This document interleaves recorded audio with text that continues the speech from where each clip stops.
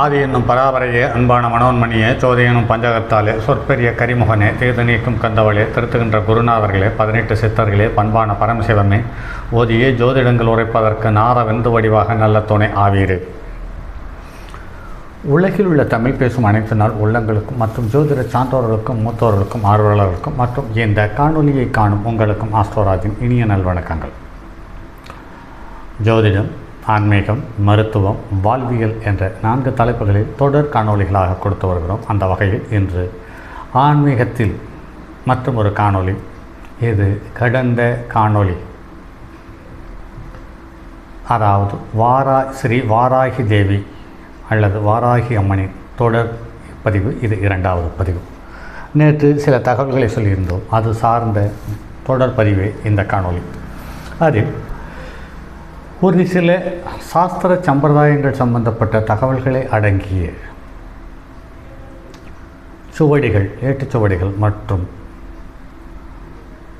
நூல்கள் மற்றும் வரலாறுகள் மூலம் தெரியப்படுத்த அல்லது தெரிந்து கொண்ட தகவல்களில் தொடர்ந்து வருவது இந்த வாராகி அம்மன் மூலம் அல்லது இந்த வாராகி அம்மன் உதவியால் சில தகவல்கள், சில கதைகள் மூலமாக தெரியப்படுத்தியிருக்கிறார்கள். அந்த வகையில் மதுகைடம், பர்வதவதம், கடம்ப நிசம்பவதம், சண்டமுண்டர்வதம், மகிஷாசுரவதம் போன்ற மிகப்பெரிய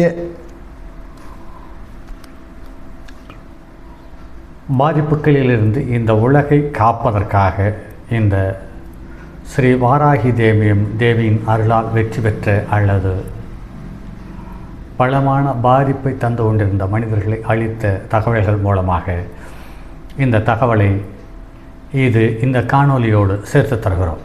மேலே சொல்லப்பட்ட ஒவ்வொரு அரக்கனும் இந்த மனித குலத்தை அழிக்க முற்பட்டவர்கள், அவர்களை வதம் செய்வதற்கு இந்த வாராகி அம்மன் உதவியதாக தகவல்கள் சொல்லப்பட்டிருக்கிறது.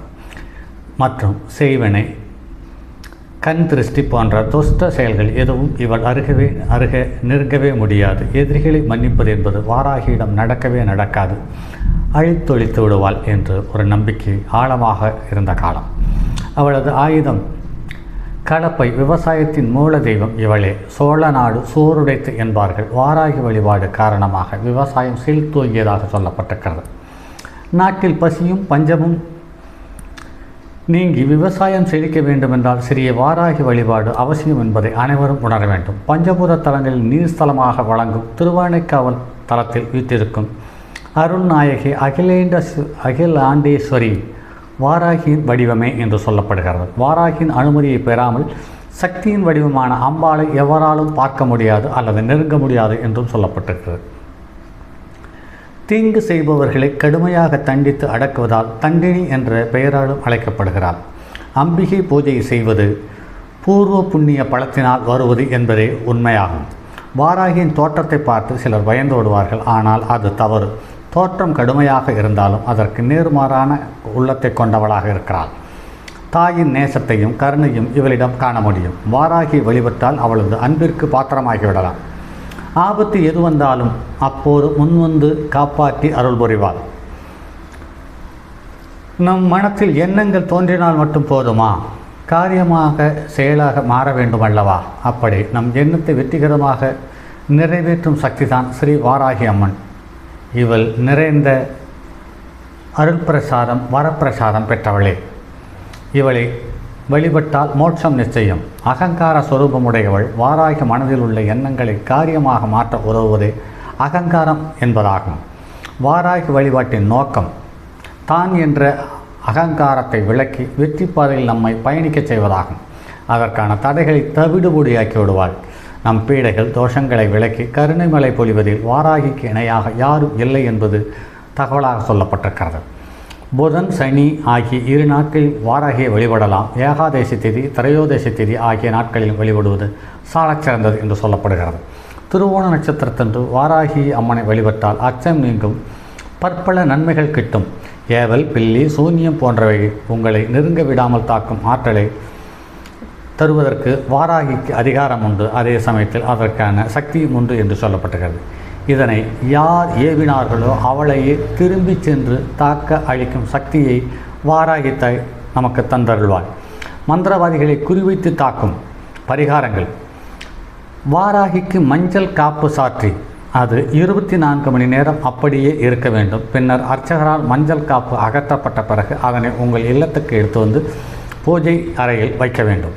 தினமும் காலை மாலை வேளைகளில் அந்த மஞ்சளை சிறிதளவு நீரில் கலந்து வீட்டை சுற்றி அல்லது வீட்டில் நீங்கள் பயன்படும் இடங்கள் அனைத்தையும் தெளித்து வரும்பொழுது பில்லி, சூன்யம், ஏவல் மற்றும் கண் பார்வை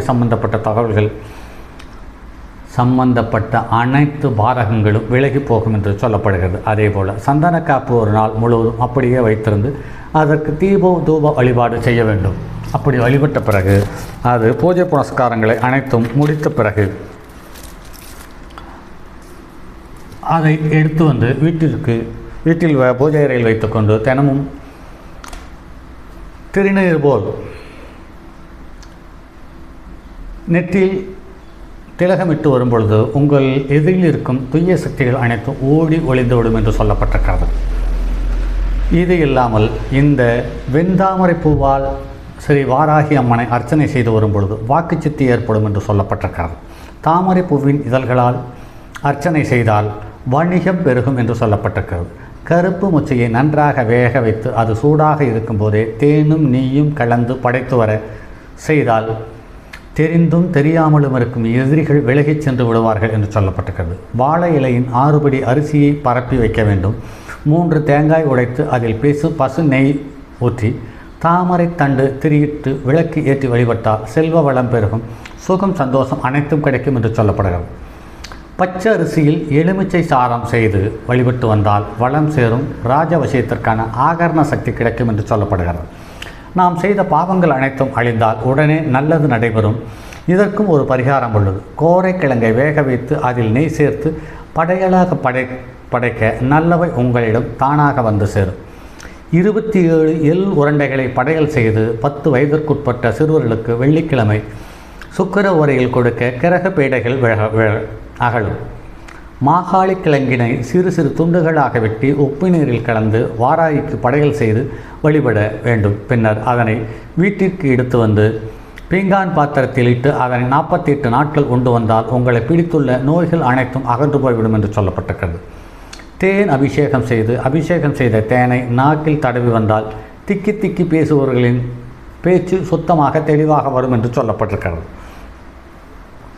பேரிச்சம்பழம் படையலாக செய்து வழிபடல் வேண்டும். பின்னர் அதனை சாப்பிட்டு வந்தால் ஆஸ்துமா, இழப்பு, குடல் நோய் போன்றவை சிறிதாக விலகி நலம் பெற வாய்ப்புகள் அமையும். தடியங்காயுடன் பச்சரிசி சாதம் செய்து வைத்து வழிபட்டால் சத்துரு நாசம் உருவாகும். மயிலிறகால் அம்மையை அல்லது அவளது படத்தை விசற எலும்பு நோய்கள் அகலும் என்று சொல்லப்படுகிறது. சந்தன தைலத்தை வாராகியின் மீது சாற்றினால் கொடுத்த கடன்கள் அனைத்தும் சுமூகமாக வந்து சேரும், காரிய சித்தியும் உண்டாகும்.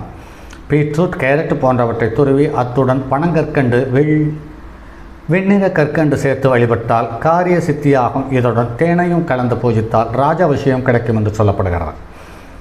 பெரும் பொருட்செலவில் கட்டும் வீடு, கடை, வணிக வளாகம் போன்ற எதுவாக இருந்தாலும் அதற்கு அங்கு நிம்மதியான வாழ்வை அடையவும் விருத்தி உண்டாகும். அதன் 4 மூலைகளிலும் விநாயகரை வைத்து வழிபடுவது அவசியம். அத்துடன் அங்கே வாராகி தேவியை பிரதிஷ்டை செய்து வழிபடுவது என்பது சாலச் சிறந்தது. வாராகி அம்மன் பார்ப்பதற்கு பயங்கரமான உருவத்தில் காட்சியளித்தாலும் மனதளவில் மிக மிக மென்மையானவர் என்று சொல்லப்படுகிறது.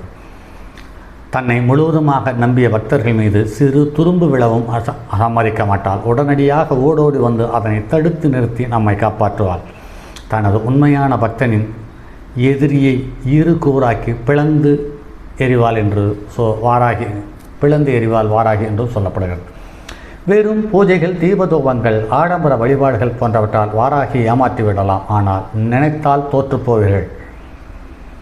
வாராகி ஏமாற்றிவிடலாம் என்று நினைத்தால் தோற்றுப்போவீர்கள். உண்மையாக அதீத ஈடுபாட்டோடும் அக்கறையோடும் உள்ளம் கலர்ந்த உணர்வோடு வாராகி அம்மன் காலடியில் உங்களை சமர்ப்பிக்க முடியுமானால் நிச்சயமாக சகல தோஷங்களிலிருந்தும் அவள் உங்களை விடுவிப்பாள் என்று கூறி மற்றும் அடுத்ததொரு பதிவில் சந்திப்போம். அதுவரை உங்களிடமிருந்து விடைபெறுவது உங்கள் அன்பு நண்பன் எம் ராஜரத்தினம். தங்கமான் மழுவோடேந்தி தன்மதி தலையில் கொண்டோர் மங்கையர் பதிக்கச் சொன்ன மாமொழி ஜோதிடத்தை இங்கு யாம் உரைப்பதற்கோர் ஏமை என்னும் பிழை வராமல் காக்க செங்கன் மால் மருகன் யானைச்சரன் பதம் காப்பதாமே.